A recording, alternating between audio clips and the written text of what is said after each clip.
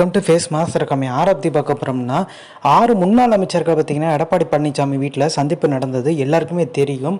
ஆனால் இப்போ எடப்பாடி பழனிசாமி அணியோட தீவிர ஆதரவாளர் ஜெயக்குமார் என்ன சொல்லியிருக்காருன்னா, அந்த சந்திப்பெல்லாம் நடக்கவே இல்லைங்க, அதெல்லாம் புரளின்ற மாதிரி ஒரு விஷயத்தை சொல்லியிருக்காரு. இதுலேருந்து மறைமுகமாக எடப்பாடி பழனிசாமி என்ன சொல்ல வர்றாருன்னா, ஒன்றிணைந்த அதிமுகவுக்கு பார்த்தீங்கன்னா அது நடக்கவே நடக்காது. ஸோ ஒன்றிணைய பார்த்தீங்கன்னா எடப்பாடி பழனிசாமி சொல்கிற ஒன்றிணைப்புன்றது ஓபிஎஸ் சசிகலா இல்லாத மித்தவங்க இருப்பாங்கல்ல, ஓபிஎஸ் ஆதரவாளர் நம்மளுக்கு தெரியும் ஐயப்பன், அதே மாதிரி மனோஜ் பாண்டியன், இவங்களெல்லாம் இணைக்கிறதுக்கான வாய்ப்பு இருக்குது. ஆனால் ஓபிஎஸும் சசிகலா இணைக்கிறதுக்கான வாய்ப்பு இல்லை. எடப்பாடி பழனிசாமி அணியை சேர்ந்தவங்க சந்திப்பு கூட நடத்தலான்ற மாதிரி பார்த்தீங்கன்னா மிகப்பெரிய லெவலில் டி ஜெயக்குமார் சொன்னது தான் எல்லாருக்குமே அதிர்ச்சி ஆகியிருக்கு. ஸோ இன்றைக்கி ஆலோசனை கூட்டத்தில் கூட பார்த்தீங்கன்னா பெரிய லெவலில் ஃபோன்லாம் எடுத்துகிட்டு உள்ளே வரக்கூடாதுன்ற மாதிரி நிறைய கட்டுப்பாடுகள் இருந்ததாக சொல்கிறாங்க. நிறைய விஷயம் லீக் அவுட் ஆயிருன்ற ஒரு பயம் பார்த்தீங்கன்னா எடப்பாடி பழனிசாமிக்கு வர ஆரம்பிச்சிருச்சு.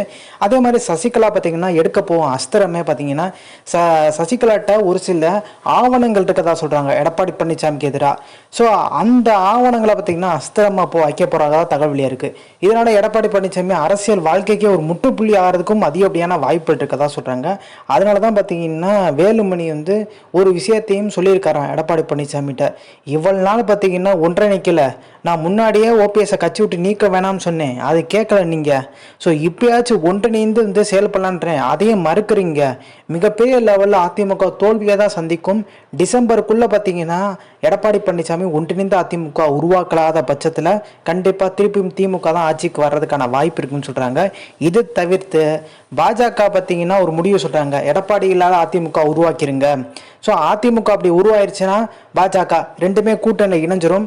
ஸோ ரெண்டு பேருமே பாதி பாதி தொகுதியை பிரிச்சுக்கிட்டு யார் அதிக தொகுதியிலேருந்து எந்த கட்சி ஜெயிக்குதோ அவங்க தரப்புலேருந்து, இப்போ அதிமுகலேருந்து அதிக தொகுதி ஜெயிக்கிறாங்கன்னா அதுலேருந்து முதலமைச்சரை தேர்வாகி வருவார்.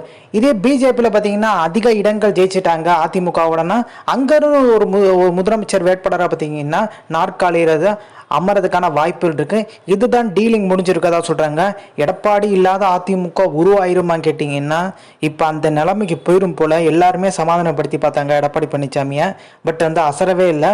பட் அடுத்த கட்டமாக பார்த்தீங்கன்னா டெல்லி மூவ். ஸோ இது டெல்லி மூவ் எதுக்கு சொல்றாங்கன்னா, அண்ணாமலை இது வரைக்கும் எடப்பாடி பழனிசாமியை ரொம்ப கடுமையாக விமர்சித்து பேசினதே இல்லை. பெரிய லெவலில் எடப்பாடி பழனிசாமி பேரை கூட சொல்ல மாட்டார். இந்த வாட்டி பார்த்தீங்கன்னா பெரிய லெவலில் எடப்பாடி பழனிசாமி அட்டாக் பண்ணி பேசினது, துரோகின்னு சொன்னது.